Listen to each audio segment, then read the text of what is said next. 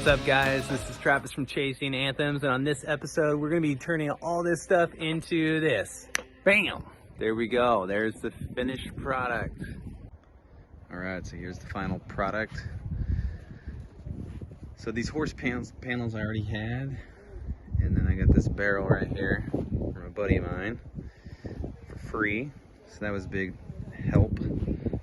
So basically what I did was put some eye bolts onto these panels and then put some tape over it so these springs wouldn't slip. Added some tie downs so I could tighten it, depending on individuals' weights. And then fastened these ropes, just basically punched a hole through and tied some knots and pulled it back in. And put the little bullhead on. All right. You guys gonna show us how it's done?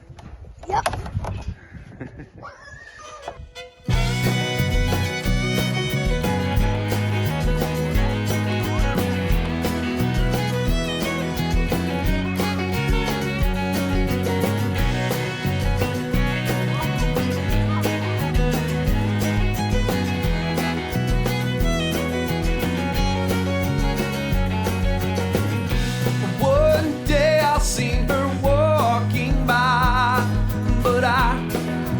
Turn the other way.